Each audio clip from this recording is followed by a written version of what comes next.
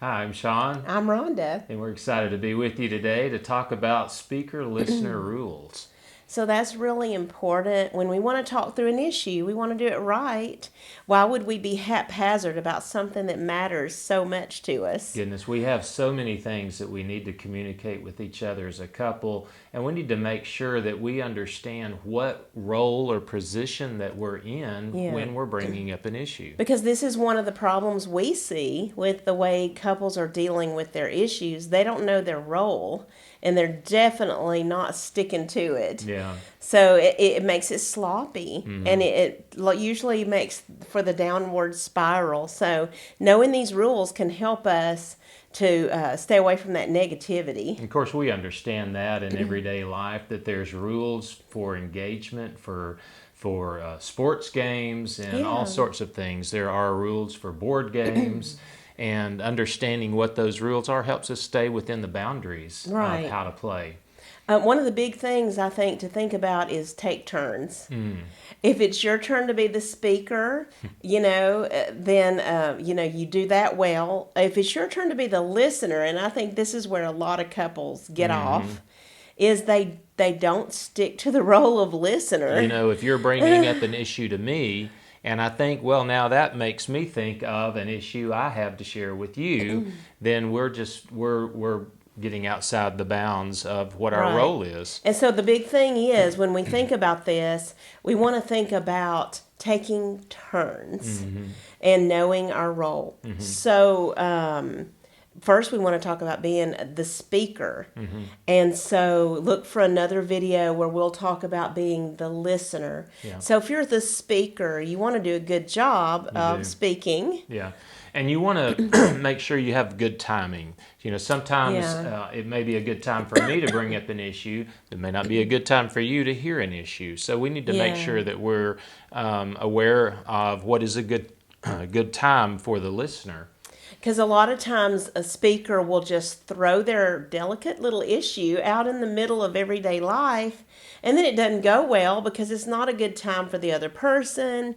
They're rushed, they have other things on their mind, they're about to do something, or they're not aware that you're sharing your heart at this moment, and it can take a person off guard.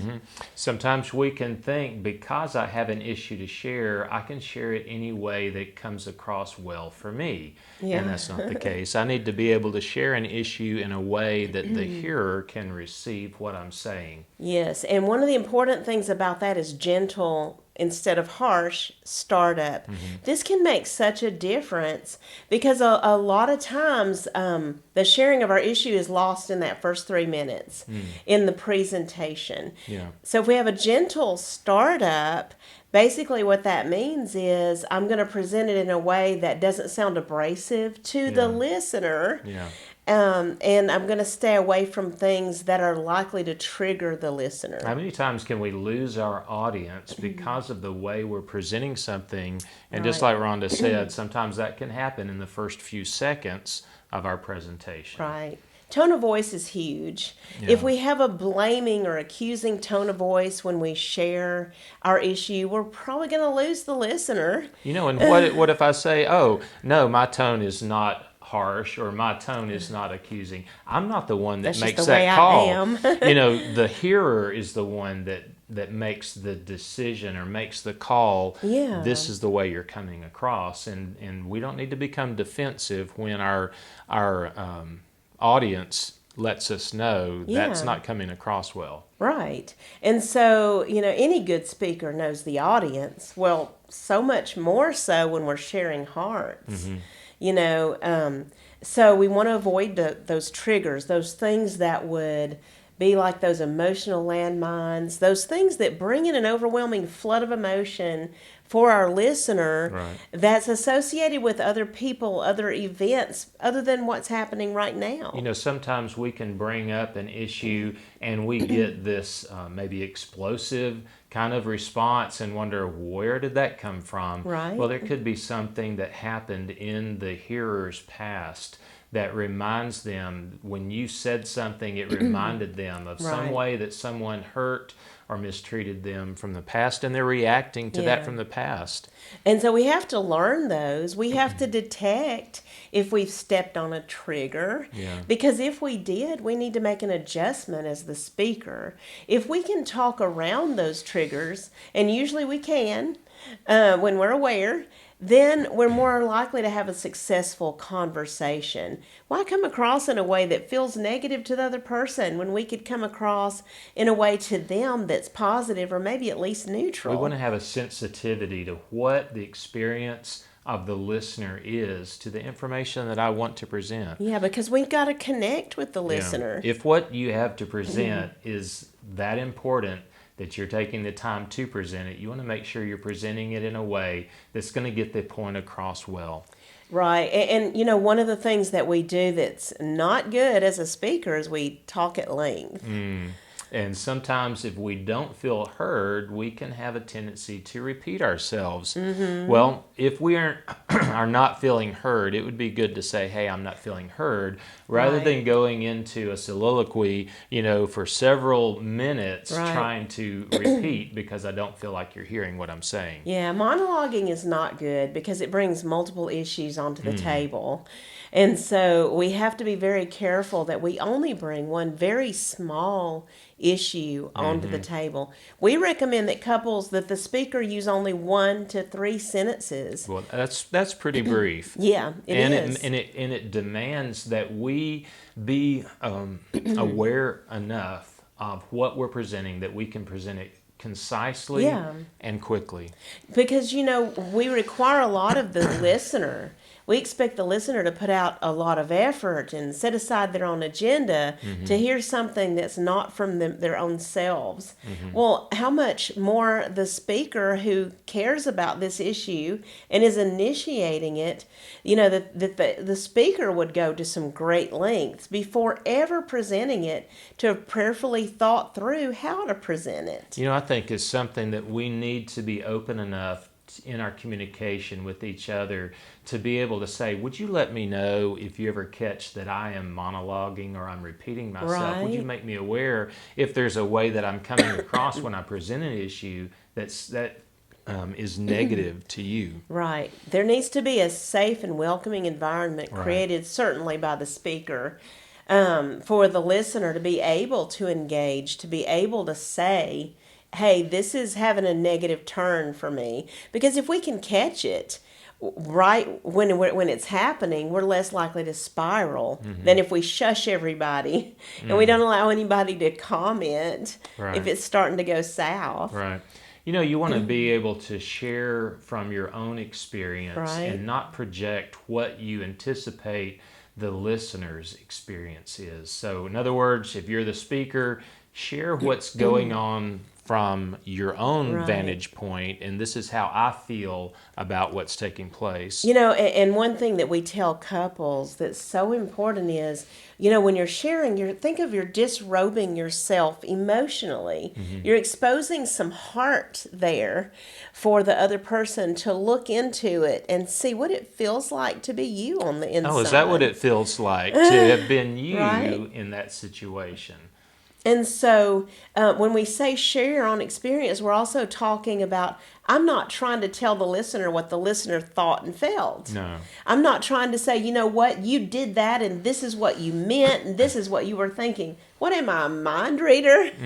And so many times that's what happens for the listener is they become defensive because they feel like the speaker Yeah. is telling them this is what you meant and this is what you intended. Right. When Bad the boy or bad girl. Yeah, when the speaker is actually saying this is how I felt about your behavior or your words. Right. And so the difference between, pointing at the other person and finding fault with the other person is owning and taking responsibility for the way I felt because of something that happened. I'm not saying yay or nay about what the listener did or didn't do, because that's not my business. But I am saying, when such and such happens, I just have a little bit of problem with that. I feel this way, in that moment, and I need you to know that. because we should care. Yeah, that's making each other aware of what our each experience is in our communication, and that's really good to be open like that. I think when we blame or shame, we set the other person up to be tempted severely to be defensive. And that's not our goal. Our goal is not to give the listener down the road over Right. what they did. We're just making them aware of our own experience. But I think a lot of couples do that. They think that the purpose of me sharing my issue with you is so you can know what you did to me. And How bad? one thing we found with couples is that is not necessary. No. You can get the change you want without beating your spouse over it. And so simply sharing that, I just felt invisible when I said something and you didn't even respond. And that's making each other aware. That's something coaching. That's something Yeah. that we've talked about. Right. Man, it is so important to have that mentality Yeah. of being a coach to your spouse of what your own Yeah. expectations and experience are. We actually have a video on coaching that Yeah, would be great very to look valuable. into. Yeah. But the thing is, if I can just say, you know what, I just said something. Would you mind responding to Yeah, it? I need a connection. I shared Yeah. something. I don't feel like you really connected with that. Isn't that nicer than, you know what, you never listened to me? Oh, goodness. I say things and you just ignore me. Really? That's more of a jab. It is a jab. Yeah. And who wants to be the listener? We basically, we want to get upset with the listener for not hearing us while we verbally berate them as we talk. So can you see that Verbal it's jousting. yeah, verbal jousting. Can you see that we're removing the negativity from the presentation, boiling it down to the headline basically, and just saying, "Hey, would you do this for me?" and present it in the form of a positive request. I'm making you aware. Right. So- And I'm asking you to do this thing for me instead of shaming you because I didn't like something you did You or didn't said. perform well. Right. Yeah. So let's look at some problems that happen when you're presenting your issue. You may not feel heard, and when you don't feel Yeah. heard, you need to stop and ask questions. What's going on? Yeah. I'm not feeling heard right now. Basically, this happens when the listener didn't connect, they didn't repeat to show that they understood what we said. They didn't connect with the message. They just moved on to their own message, basically flipping the role, and now the listener is the speaker. And guess what? The speaker's not going to feel heard. Yeah. And sometimes we analyze an interaction, and both parties didn't feel heard. But guess what? If you're the listener, that wasn't the goal. You were not supposed to feel heard because you were listening. Yeah. I think about it like playing catch, and the speaker has the ball and is throwing the ball to the listener. Right. And if it just drops at their feet, the speaker doesn't have that gratification that you Yeah. got it. Right. And if the hearer catches that ball, then that gives them the satisfaction. I just conveyed something from me to you, Right. and you got it. And so the speaker could ask questions like, did I come across all right to you when I just shared my heart? Or the speaker could ask or say, you sound a little defensive. I think I must have come across like I was blaming you for something, and that was not what I intended. Can I try it again? Wow. Or the speaker might ask the listener, would you mind repeating back what you believe I'm saying? Yeah. So we can make sure we're on the same page. It's good as we're communicating, when we feel that it's not going well, to assess our progress and to Right. stop and make a change, midstream. Yeah. If we can tell it's not going well, and I can tell that my point is not, I'm striking out, so to speak. Right. I need to say, hey, I don't feel like that is coming across well to you. Right. What's going on? What's your experience? How can I change what I'm Yeah. presenting? And if we see that the listeners flipped roles on us and that they pushed us aside as the speaker, we can try to regain our role as speaker. We can say, you know what, I initiated telling you something really important about myself. Can I say it again?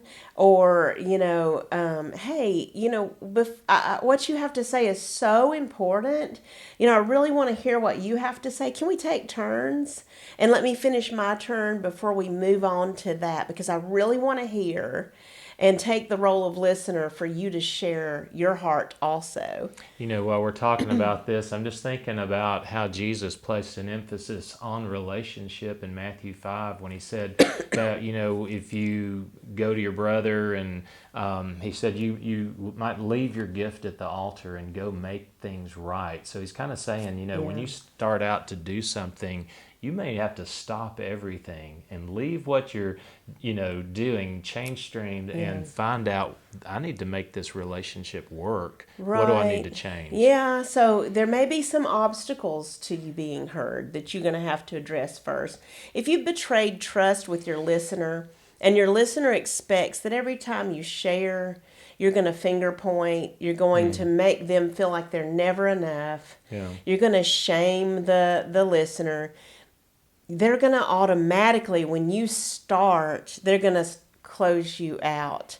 Sometimes it's the way we present. We talked to one person, and they were starting their sharing of an issue with a certain line. And every time the spouse heard that certain line, they immediately went in their shell and weren't listening. We likely have already established some habits, some bad habits, with our miscommunication with our spouse. So some of that we're going to have to overcome to help be on the same page and move forward in a positive way. That's going to take some time. You don't just snap your fingers. True. And years of coming across poorly are all of a sudden gone because I decide I want to do it right now. Yeah. So we may have to talk about the way we talk before we can share too many issues. A lot of people don't have a plan in place for how they're going to talk about issues. It's haphazard. And they don't know how they're going to do it, and they just stumble around, kind of like a team without a coach or clear direction. Vision. Can you imagine them playing football and there was no planning, nobody's practiced, nobody knows what the other person is going to do or should be doing? We just know we want to throw that ball. We want around. to make a touchdown. Somebody's going to throw the ball and somebody's going to catch it, but goodness, we don't know which team is going to do what. And guess what? There's some strategy involved. And there is. In the same way in our marriage. Right. And so you want to be able to talk about how you talk. You want to make sure you're not playing dictator. That's not fair. Or a parent-child role where you're telling the other person, this is how you should do in the relationship. In other words, we're team players. Right. And I'm not telling you, I'm not dictating to you, and now you have to do what I'm telling you. You're just presenting to each other information.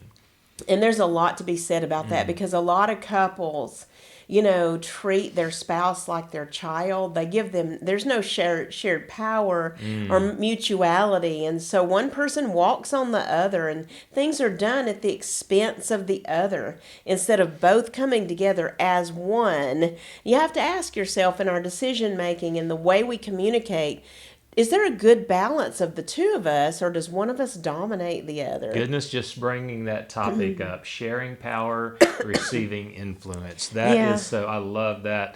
We have videos on those as well. Yes, that's very valuable information there. Right. If the listener won't listen, there's a few things you can do. There's a few options on the table, and it really depends on where your relationship is as to which one you need to pick. What do you hear me saying right now? And that's a good question to start off with and find out what the listener is hearing you communicating. And this is when you're going to try to correct maybe a shift where the listener became the speaker, the listener isn't hearing. So you can also say, I don't feel heard right now. Mm-hmm.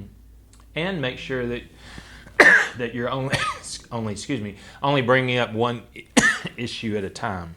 You can also ask the listener, can we bring up just one issue at a time? I put one on the table and initiated this conversation. Can we talk about yours after mine? Would that's that be good. okay That's since good. I started? I'm telling you, you cannot really resolve more than one issue at a time. You just make things complicated.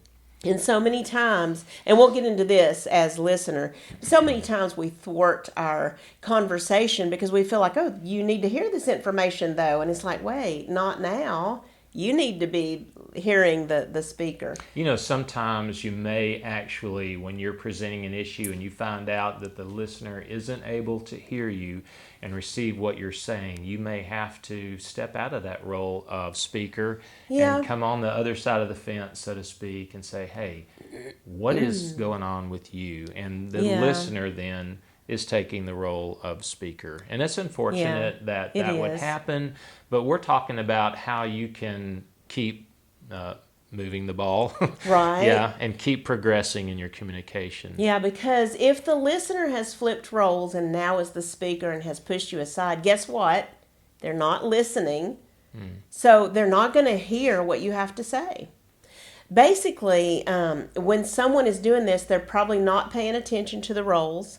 They definitely elevated their own issue as the top one right now, because if you knew this, you wouldn't have said what you just said. And so when we realize we cannot pull it back and be adequately heard, then for peace in the household, we may have to lay down our issue, because to push it, to insist you're going to listen to me, to a heart that isn't listening is fruitless. It's going to push the other person away, and it's not going to accomplish what you want. Why lay your delicates before someone who doesn't treasure them? And this is actually a biblical principle. There were things that Yeah. Jesus said that he had to say to the disciples, and he said, you're not able to hear it right now. Yeah. And he didn't share it, did he? And a lot of people are frustrated with that idea. So you mean that I can't ever share my issue? And it's like, well, I don't know. Will your spouse ever listen? Yeah. You may have to work on being heard. You may have to earn that. Or you may have someone who's just so carnal, they're not going to hear anything outside of themselves. In other words, there may be a process, and it may take time to Yeah. get back into that proper way of communicating so that we Yeah. can communicate well, and Yeah. we may have to make some initial steps and changes. And we have other videos on winning a hard heart and different things. So that would be outside the focus of this. This is Yeah. a little more simple. Yeah. So we're assuming that maybe there's kind of just some basic communication stuff going on Yeah. in this scenario. And just hit the highlights. Yeah, because you can't cover everything. Yeah. All right. So we want to Well, so basically, switching to the listener, you have to lay down your own topic and take up the spouse's topic Yeah. in this scenario. Yeah. So you have to walk through your spouse's hurdles to why they can't hear you. They obviously feel that you did something that caused me to cause the problem you're presenting. Yeah. Or if you knew what I was really thinking and how wonderful my intentions were, you wouldn't have thought this or that. So basically, taking up your spouse's topic is going to be being the active listener now and working through what your spouse needs to work through. It can be that once your spouse feels sufficiently heard, then you could possibly say, can we go back to my issue? Would that be okay? Yeah. We're fairly familiar with this because there's, in our own experience, been times I wasn't able to hear something Rhonda was presenting, and she had to do that very thing with me and be able to ask me, okay, what's your issue so we can get this thing going. And that wasn't easy. I didn't No. appreciate it. And so we would focus on Sean's issue because we weren't going to focus on mine. Yeah. And Yeah. so I laid it down once I finally realized that was what was happening. So you can take heart that it doesn't mean that you have a horrible relationship if you have to use that tactic. Yeah. So, but it does work. Because the thing is, a lot of times there are those of us who find it easy to present issues. And so when we share an issue, it opens up an issue in the listener. Well, for those that find it difficult to initiate an issue, especially some men or some women that are less confrontational, less assertive, it will open an issue for that person, and that may be the only time that you help them bring to the surface what they need to talk about.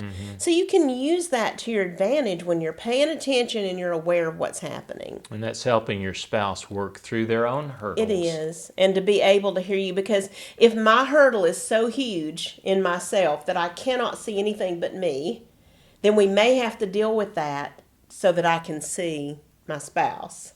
So let's talk about setting boundaries. What does it look like to set boundaries within this context of the listener is having a hard time hearing the speaker? And this is a sad thing, in my opinion, Aw. because it means the speaker has something special that they need the listener to hear, but the listener is not able to be a good listener.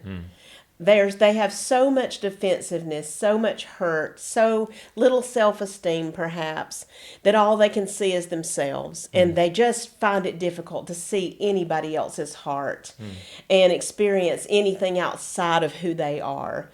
And that's unfortunate. So there may be some people that they may bring up an issue and it's going to start a war because the other person doesn't appreciate that you would share anything uncomely about them. And when that happens, we may not, there may not always be the turning and listening to the listener, because the listener, when they become speaker, they may be verbally mean. And so that doesn't mean that if I share an issue that now I have to subject myself to being walked on. Yeah. That's where the boundaries come in. Yeah, there could be a lot of defensiveness going on there. So, basically you can say to the listener, you know what, I really want to hear what you have to say. But I did initiate this conversation. I did ask if I could share something with you, and I really hoped that you were going to hear me right now. And I can see that stirred an issue for you to also talk about. And I've asked, can we take turns? And I get the feeling that you don't want to take turns. That you want to be the speaker right now. It could be a hot enough topic that it may have brought it up and stirred up a lot of hurt feelings or animosity, and may need to come back and talk about this again later after some of those feelings have subsided. And may need to rephrase it if it stirred Yeah. up a lot of negativity. May Yeah. have to try approaching from a different angle. So go ahead. Well, you may have to call a timeout and come Yeah. back. A lot of times when we get on a topic that there's a lot of negative feelings, it may take 20 or 30 minutes for you to calm down out of that all that adrenaline rush that's going on, so you can think clearly to be able to talk about an issue. If your heart rate and breathing rate have picked up, your body is involved. And in the brain, the processing isn't going through the reasoning and logic centers anymore. So there may be a time when, you bring up an issue, but that doesn't mean that you want to be a doormat, you want to be walked all over. If that's happening, it is appropriate to call the time out. Yeah. And to say, you know what, I don't think that you're prepared to hear what I needed to share right now.